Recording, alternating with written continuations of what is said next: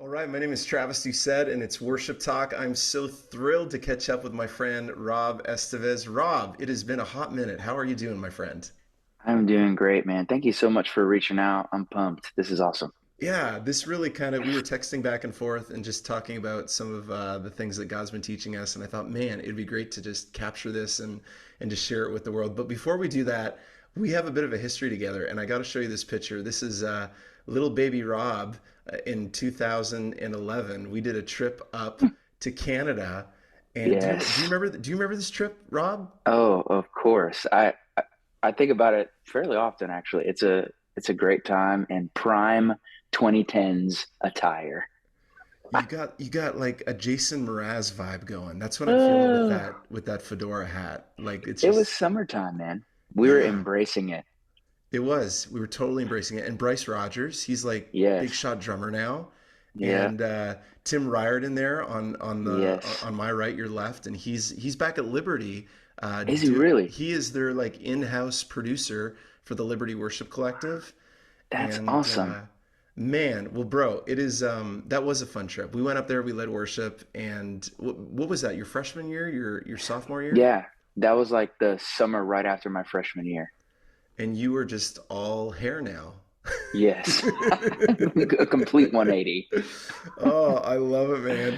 Well, hey, share with us a little bit about your journey, where you serve, and tell us Mhm. something important that we should know about your church. Yeah, super cool. So it was like the summer of 14, so like 3 years after that photo. Um, I had a job lined up that like a month before I was supposed to move, ended up falling through Hmm. and definitely was at a loss. I thought that was like my next step Right. for sure. And like Mm-hmm. um it was if we're gonna go there, let me just go there. Like it that summer, like I stayed at Liberty, Mm-hmm. and like being there during the summer times, like no one's there, Right. and it was a lonely season for me, Yeah. just because I love surrounding myself with people, and I had a lot of friends, and like all of them were gone. I was about to step into this new thing that got taken, or what I Sure. thought was taken, and like, um, but I realized like afterwards, like I used people as distractions, and the Hmm. Lord needed to like get me alone for a second. Right. And I was volunteering at this church, and I decided to go by myself, which I hated doing, and like Hmm. almost talked myself out of going to church that Sunday. Wow. And was like, but I felt like the Lord's presence there. Mm-hmm. Mm-hmm. And how it is at Liberty, they teach you how to dream big, and I Yeah. love that about that school. Like I Mm-hmm. thought bigger than I ever thought I could, Mm-hmm. and we have all these Mm-hmm. aspirations and dreams for what our future can hold and what Mm-hmm. God calls us to do. We want to do big things for Him, Yeah. and but it was a unique time feeling His presence there, and in spite of like how lonely I felt that summer, uh, I just felt I came to this place of contentment. I was like, you know what, Lord, if this was it, a 300-person church that I'm volunteering at, I know I'll be okay. Right. Because I think that's what I was battling with, of like, shoot, like what if, did I mess this up? Did I do something wrong? Like, did I mess up like the trajectory of my future? Right. Am I not in God's will? Like all these questions start coming into play Mm-hmm. uh when faced with a situation like that. And but just feeling his presence, knowing like, yo, this if this was it, like I know it'd be okay. I just want to be with him. And I Right. felt him there. And like that was it. It was 2 weeks later that the church that I now work at calls me. And Wow. So you it get that was phone wild. call, and what's that like? Yeah. Like, so I still had some school left to finish. Mm-hmm. And the church that I was going to step into, that I ended up not going, like I built like a 2 year relationship with them. And Sure. so this was the experience I had with churches at the time, of like, okay, like it takes a minute before a church is willing to like entrust you with the keys and like Mm-hmm. give you something to shepherd over. And so Mm-hmm. I get the call. I'm like, okay, cool. Like this is the start of something new. I'm probably Right. looking at a 1 to 2 year transition time before I'm like stepping in. And I was cool with that because I still had stuff to finish, Yeah. still had things to do. Um, Started talking with them, go through like all the pre like Mm-hmm. calls and like meetings, and um, And it was a month after that where they called like, hey, we want you to come out here, Mm-hmm. audition for us, lead on the weekend, Mm-hmm. and figure out this is a good fit. Now it's still in my mind, like I'm only a month into this like new relationship. And so I'm like, sure, I'll go. Let's meet some people. Let's Mm-hmm. have a good time. And Mm-hmm. that whole interview process is a whole nother story. It was tumultuous to say the least. Like Wow. flight delays to get out there. I end up showing up Okay. late because of the flight delay, and so definitely not feeling like my best. But just try to put my best foot forward and lead authentically, do that whole thing. And it was at the end of that weekend where they offered me a job. And so like Wow. we're talking like a month from that initial experience of like Mm. being in this church, feeling alone, but feeling his presence, being content where I was, where a month later is like, okay, Oklahoma. Wow. Hey, I got an Oklahoma story. So you know how I traveled with Exodus when I was Hmm. at Liberty. Yes. And so there was one summer where we traveled out to be the house band at Hume Lake Christian Camp. I think this is like Hmm. 2011, 2012, around there. And we had loaded up our trailer and we're like making great time doing ungodly speeds out through. Hmm. We're driving from Yes. Virginia to California, Yeah. and we're in I'll never forget it, Henrietta, Oklahoma. I don't even know where that Oh is. my You know where gosh. Henrietta is? I gotta It's look it like up. we're in Henrietta, Oklahoma, which is like podunk of podunk. Yeah. Like this is in the hillbilly, like, sorry, I gotta make sure I'm not saying anything that's gonna offend anybody, Yeah. but it's out there for a city boy. Let's just put it that way. Yeah. For And sure. and one of our axles breaks while we're on the highway, like just totally drops. And The there was like a worst. bad weld, totally the worst. And praise God, we weren't in the farthest lane, because that could have been, we could have been toast just from that. Hmm. So we pull over and we, take the trailer in. It's going to get welded back, and we're all kind of bummed because we're like, there's nothing there, and Yeah. we're only, but every day we're only driving as far as like maybe 1 or 2 miles down the road. I remember they had this crazy slushy stand with like Hmm. seaweed flavored slushy was a thing at this place. It was so weird, and they had this retro Walmart that Wow. was like probably the oldest. So we're there for like 3 or 4 days, thinking, oh, there's nothing to do. There's nothing to do. One day we decided, hey, let's drive up this road. We haven't been up this road, and of course, Hmm. civilization, every restaurant known to man, and it's like the last day, and like we're saved. We're saved from our boredom. But that was my Henrietta, Yeah. Oklahoma story. But tell us, what Yeah. church are you at in Oklahoma, and what city? Yeah. So it's Life.Church, Yeah. Life.Church. Super simple. Um, it started in Oklahoma City, and I'm at one of the Oklahoma City campuses. There's about like 10 in Oklahoma, just Okay. Oklahoma, or actually maybe like 15, including Tulsa. But there are campuses all over the country, and more to come. Like we just kind of broken into Colorado. We have two Okay. there, or three there now. Oh my gosh. Omaha, Arkansas. There's one in Florida, one in upstate New York, one in New Mexico. So Hmm. we're kind of spread out a ton. But And do you, like, when you guys open a new campus, do you ever travel to them to do any consultation or to lead worship? Or are they kind of like on their own with their own staff doing their own thing? yeah, they hire that staff. They Mm-hmm. kind of start with the campus pastor who's going to be Mm-hmm. the on-site like leader, and he'll hire his people. They'll hire a worship guy, hospitality, a youth, Mm-hmm. and um, kids. They kind of have like their streamlined crew, Okay. and once they're all hired is when they'll start going out to that city and like starting like core nights. They'll meet in like random places, like they've met in restaurants, like hotel ballrooms, Yeah. like just to gain interest and start pouring into that community, and um, kind of starting from there. So yes, the short answer, yes. That's so exciting. Like part of my career was being part of the Harvest Bible Chapel movement, and Hmm. having helped plant 5 Harvest Bible chapels, either as a worship director or worship leader. And there's so much synergy and energy when you're starting something Yes. new and pondering what God's going to do.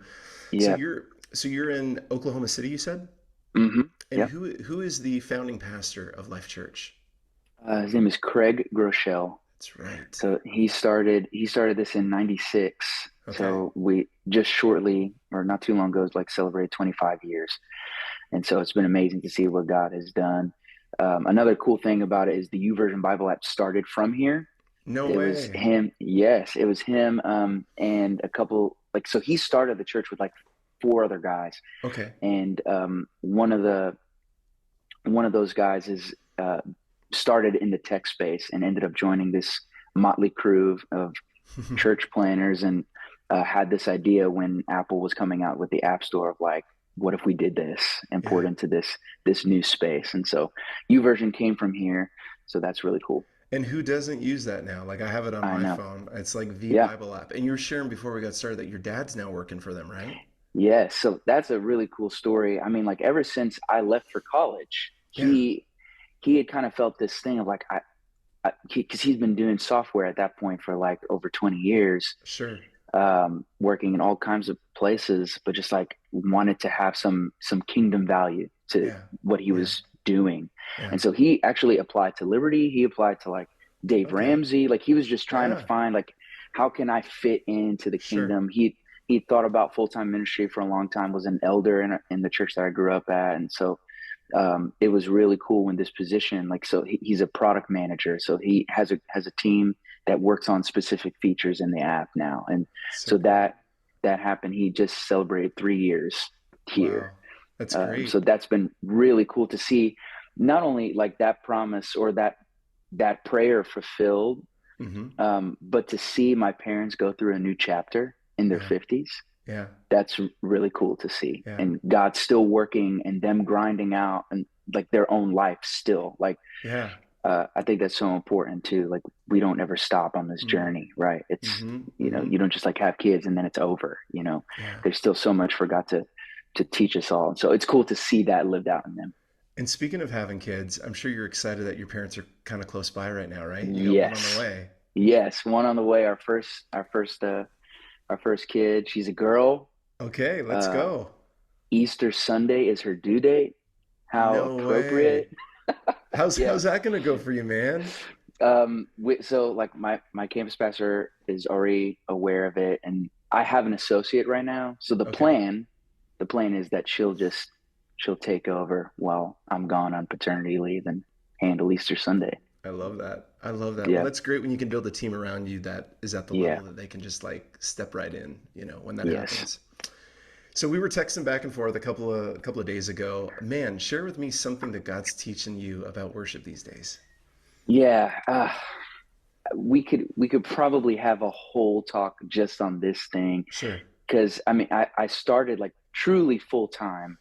I've done internships ever since I was 14, but like Mm-hmm. full time ministry was right after school, 21 years old. Mm-hmm. So 8 years in now. And I feel like the the answer to that question is actually whittled down into something super simple. And like Mm. when it starts off, and like I was talking about before, like we dream these big things, and Yeah. Yeah. we want God to do big things in our country, in our Yeah. communities, and all over the world. And for Mm-hmm. some, it's attainable, right? So you Mm-hmm. see these big ministries doing these incredible things. Mm-hmm. Um, and so we all want to be a part of something significant, I think. And Mm-hmm. if you were to ask me this question 8 years ago, I would have had a laundry list of things I would want to see. Mm-hmm. And now I feel like God just keeps whittling away at that thing to the Right. core of it, where Mm-hmm. it's like, I really just want people to encounter Jesus like in a Yeah. real significant way. And Yeah. like, that's all it is. And my vocation, or the things that I fill my time with, are just tools to accomplish that thing. Mm. And where and this is important, especially for worship leaders, but like honing your craft, you Mm-hmm. want to be Mm-hmm. a great musician, you want to be a great singer. But if that's what you're spending the majority of your thought life in ministry, I think you're missing a huge part of it. Like it's just the tool to Mm. bring Jesus to people. And we've seen it played out in the Psalms. It's very scriptural. Like Mm-hmm. music is a part, like he chooses Mm-hmm. music to be a part of that. And I believe it's significant. Like it Mm-hmm. reaches things in people that words alone kind of fall short on. Yeah. And so I'm big on music being a part of like reaching human beings Mm. for Jesus, but like to understand like that thing only is great in its proper place, and Yeah. it's a tool. It's just Yeah. a tool. And I really just want people to experience Jesus in a radical way that like truly breaks chains off of us, like um, that causes us to step into those things that maybe we were afraid to, or to Yeah. heal things that needed to be healed in our lives, to restore things, like it's like the agent of his character, in my life. And Yeah. so I want to use that thing. And so all that to say, to answer your original question, it's like that it's been the journey of simplicity. It's like Mm. bringing everything back. It's like I'm feeling like it's this whole like full circle moment to Sure. singing Jesus Loves Me in Sunday school, and like Yeah. that's the thing I want to sing now. Yeah. It's just that thing, and to let that truth just to own my life. So, Rob, tell me, And tell us about a person who's made an impact on your ministry and how they left a lasting impression. yeah, that's a great question. There are so many. I think like in each chapter, from like the inception of like Mm-hmm. realizing that this was something I wanted to do full time and like give my life to this thing. Yeah. One person, and his name is Thomas Mack. He was the worship pastor at the church I was growing up in, like Okay. right when I was coming up, so like 13 years old, And and where did you grow up, Rob? New Jersey, Yeah. Central New Jersey, Okay. and in the Calvary Chapel movement. That's right. Um, yeah, amazing place and amazing people, and he was one of them. And he was like he was the first one that saw me and my friends and were like, I think we could do something here. And he decided to mentor us, and like Hmm. our like the high school like youth band started under uh his eye, and Hmm. he called that out and called a lot of things out in me from a very young age, and like was someone that believed in me, because like if you've grown up in church from from that point on, like there's still so much you're trying to figure out and so many mistakes you make, Yeah. and I made many of them as a 13, 14, 15 Sure. year old, like trying to learn how to lead people. And Mm-hmm. um but he was always so gracious. Hmm. Like he never like made us feel guilty Mm-hmm. for being in that place. Mm-hmm. And it's very easy to do that, and to subconsciously kind of, if you're not like caring for your people well, um, he just saw the best in us and brought out the best. And Hmm. I attribute like the beginnings to him. So Okay. Very yeah. good. Yeah, we all have those people, right, that were like door openers for us, Yes. or that kind of went before and they just like I tell the worship leaders that I coach, like just to be a door opener for someone. Figure out who it Yes. is that you're opening a door for, because that's what everyone did for us. Yeah. Providing, and I even think back in my childhood, and I was part of a church that in many ways was very quirky, but one of the things they got right is that there was always opportunity to serve. There was always Yeah. opportunity, and just similar to you, people opening doors. Yeah. Okay, you mentioned ministry failures. What's one ministry failure, and how did you learn from it? Oh man. starting full-time ministry at 21, I feel, is just like a recipe for failure. But it How to it crash it and was burn it as an adult in 30 seconds. yes. But I think the biggest failure was not embracing failure, if that Hmm. makes sense, Okay. and being afraid of it. Now, I understand how we become afraid, Hmm. because nobody wants to mess up, nobody wants to look like a fool, and nobody wants to disappoint their leaders or the people. Yeah. Like the thing that I hear a lot too is like whenever I'm kind of pushing people, it's like, well, that moment is so significant, like I don't want to ever lead somebody astray, right? Which I think Mm. is a great heart posture to have. But there's an over ownership there to believing that you are like this single conduit to Hmm. truth in somebody else's life. Like that is completely not our responsibility. That's Yeah. God's responsibility. Yeah. He just calls us to be obedient and to step up to the plate, and he's gonna bless us in that, and provide some like, and, and speak exactly what he needs to speak. Like, so Yeah. I don't want to don't over own that failure. But I think for me, like early on, was that thing, like I just didn't want to disappoint people, and so I just didn't step up to the plate. I was just very afraid, and Hmm. like was settling into the thing I knew I do well, which was sing. I knew I could do that well, Sure. so let me just be that. But my leaders were calling something else out of me. Mm. They're like how to pastor somebody well, how to walk through, how to like this sounds dumb, but like be professional in the workplace. Yeah. Like Yeah. they were, I was just very comfortable. Like I knew what I was good at, and so I wasn't Sure. going to do the things I wasn't good at. But Hmm. what was required of me in my calling to fully realize that was like stepping out and making Mm. mistakes Yeah. and uh, making risks and like stepping out into spaces that you've never stepped out into. And I believed that that thing that I was only supposed to do the thing that I was good at for too long.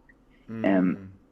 and um, wasn't anything irredeemable, but like I lost some trust along the way, like Hmm. in the people that I worked with, Yeah. and in some of my volunteers and some of my the people that I was supposed to lead. Like it Hmm. definitely fell short of what was required to lead them well, Yeah. because I was so I just believe that thing that like no, I'm a singer. This is what I do. Like I don't Right. do that other stuff. Right. Um, and it wasn't out of like a prideful thing. Like I didn't want to like I felt like that was beneath me, but I was just I didn't want to step into a space that I knew I Sure. couldn't deliver in, you know. Isn't it true that there is like there's this element of sacrifice in having to do the things that don't come naturally to us in ministry?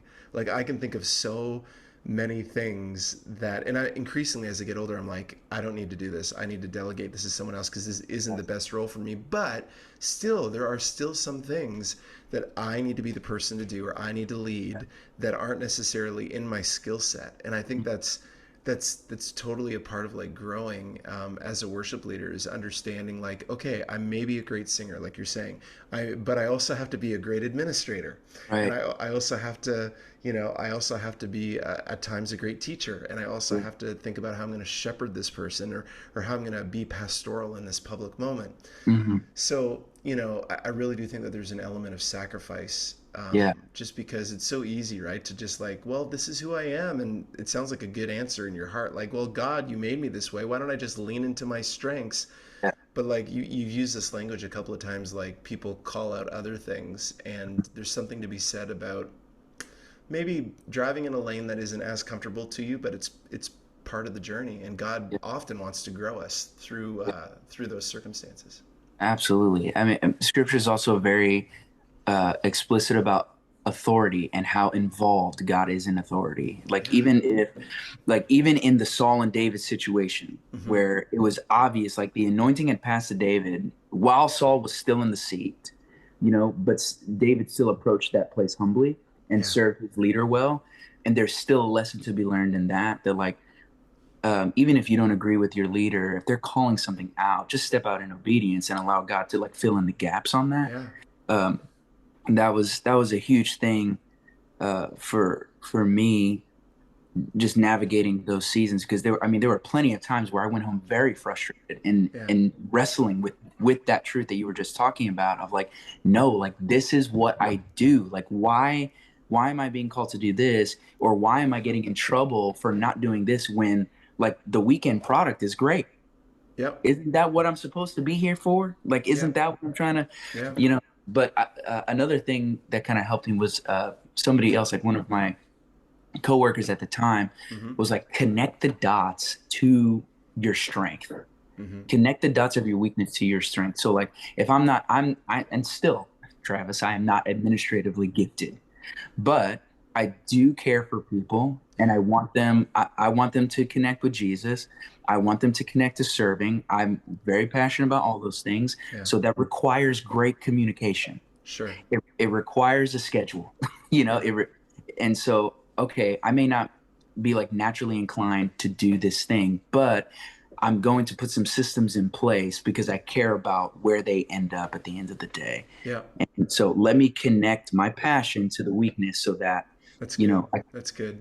and there's nothing wrong with the delegation in it too. I think like, once you've created the system that works, like put somebody else in front of the system Yeah. that can run it for you, and that creates another service opportunity.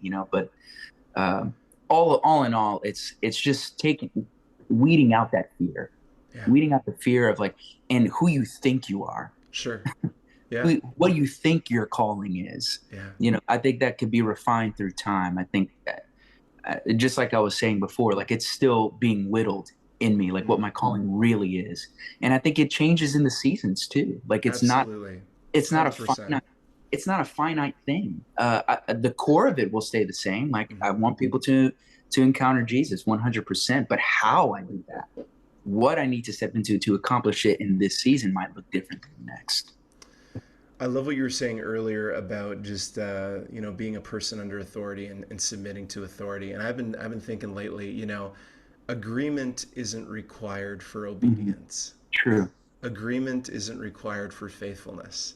100%. And that kind of, that'll chip away at your heart if you really start thinking about it, because Yeah. we want to, self wants to get in there and be like, no, but, and it's just like, no, you know and so much of that in the Christian faith as well. Jesus says in John chapter 8, if you're truly my disciples, then you will obey my teaching. That's the hallmark of a disciple. Yeah. If you say that you follow Jesus Christ, you obey what he says. Right. And yeah, you don't need to have the feels to be obedient. You don't need to even agree, for Right. that. So something I've been thinking about lately. Tell me this: what's the best worship leading advice you've received that you would repeat to others? Um, yeah. I think I'll call back to something that I said before for worship leading specifically. I'm going to talk to like people who want to do this full time. Remember that your voice and your instrument are just tools at the end of the day, Yeah. and that you have so much more value than just where those tools lead you. Like Mm-hmm. there in the Great Commission, it says nothing about singing songs. Nothing. Hmm. Is it important in the church? Do I believe it has value in the church? Yes. But what God has called us to do is to be teachers and disciple makers. That's what he asks. And that requires your voice and your obedience. Like Yeah. just to step up to the plate. I think another thing in that too is something that I've been talking with my team is that your presence has so much more value than you think it does. That you might not have all Mm. the answers to Yeah. everything, but just being present in the situation. Yeah. When I think about, I've the Lord has done this to me, where Mm. I've cried out to Him, asking all kinds of questions. One most recently is, we're really grateful that we're having uh, a kid, but this is our second pregnancy, our first Mm. miscarriage, I'm sorry. and it's okay. Like God has showed up and communicated this thing time and time again. I was in my car, just like honestly upset, like, and we didn't even know for that long, Travis. We knew Mm. for like 5 days that she was Wow. pregnant before she lost it. And so it was like the weirdest feeling, like, because I mean, I have friends who've been trying for years, Sure. and but I still felt angry, and then I Mm-hmm. felt guilty for feeling angry because I'm like, our thing is way less Right. than some of this, and I've walked through some of these things with my friends, giving them the truth, and I couldn't even speak the truth over me in this moment to overcome my Mm. emotions. So like there was guilt, there was anger. I felt played. Like Yeah. we were just trying. Like we were doing what we do as married couples. Like Yeah. Sure. and I just didn't ask for this. Yeah. And here we are. And in the anger, God didn't answer all of my questions in that moment, but He was present with me, and I felt Him. Yeah. And like that was enough. Yeah. So that was enough Mm. to to feel that He was there present with me, even though I still wanted all the answers. Yeah. But like, so even He communicates in this way. Like He's not going to give us everything that we need or everything that we want Mm-hmm. or we think that we need or we think that we want in the moment, but He is Mm-hmm. always there. And to learn to appreciate that, and then to in turn be that for other people. Yeah. Like when I was again 21, full-time ministry, have this whole team that I'm responsible for. I remember my first pastor on call week. Mm-hmm. If you guys don't know what that is, it's essentially a week where we take the emergency calls coming in. Yeah. And sometimes they're emergencies and sometimes they're not, but we're there to take the call.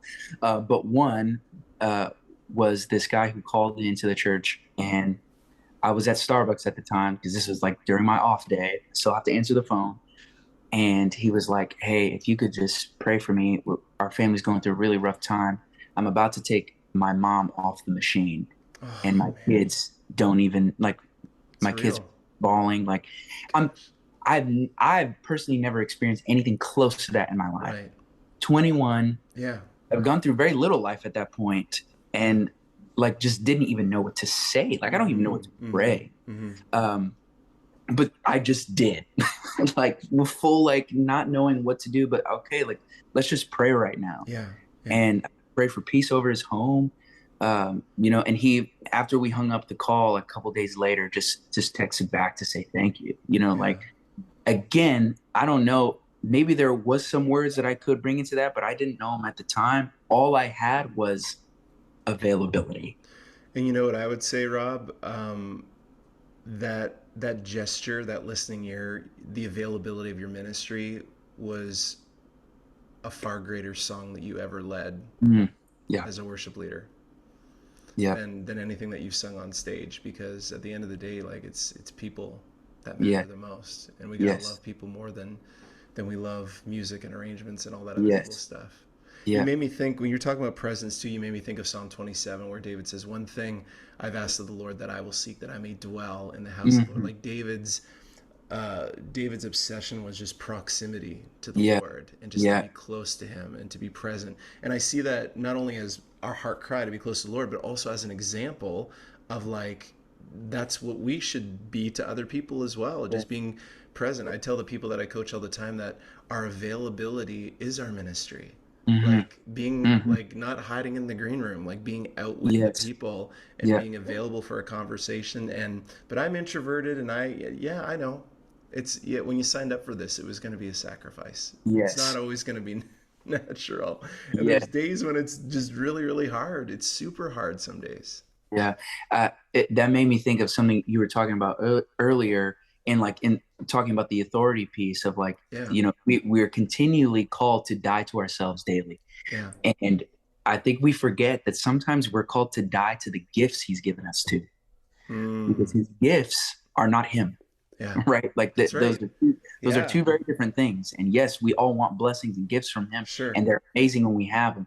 But sometimes he even calls us to put that on the altar, Yeah. for the sake of something better, something sweeter. Yeah. And that's a perfect example of that, of like introversion and extroversion, like who you think you are, who you think you're called to, Yeah. what you think your strengths Yeah. are never supposed to be put over what God is calling you to do in the moment, Amen. And Amen. if you come home tired, I hope that you're tired because you've led people closer to Jesus that day. That's right. Like if I'm gonna fall on my face on my couch because I'm just exhausted, I wanna be exhausted because I've like given up my life Yeah. to the kingdom. You know what I'm Yeah, saying? yeah, leave it So all on like the field for Jesus, man. I tell our worship yes, leaders that on a Sunday, like, you should feel exhausted after a yes, Sunday. Like, and who is more worthy of being tired for, you right, know? right. So, man, bro, I love this. This is great. This So has been good. good. This has been good to catch up, man. Yes, I for know that real. we could probably talk for hours on end. Brother, what's one way that people that might be watching this can be praying for you and your soon to be expanding family? Yes. Pray for peace. I mean, like this is the first one, right? So like new pregnancy is like a battle every week, Yeah, because these are things we have never experienced before. So pray sure. for peace over our home, that we remember to feel God's presence, because Yeah, just because we don't feel it doesn't mean he's not there. We need that reminder. Um, for health, for my wife would be great, that she's just remains healthy through this, and that the I think that ministry thrives, like yeah. that people continue like in this ever complicated world that we're in, right? That we would never forget the simplicity of just being with Jesus, and that's enough to handle whatever crisis comes our way, just the all the daily reminders. I just need to be reminded every day. So I um, love that. I love yeah, that, man. Rob Estevez, Life Church, bro. Thank you. It has been yes, wonderful to catch up thank with you. you. Thank you, man. I appreciate this so much.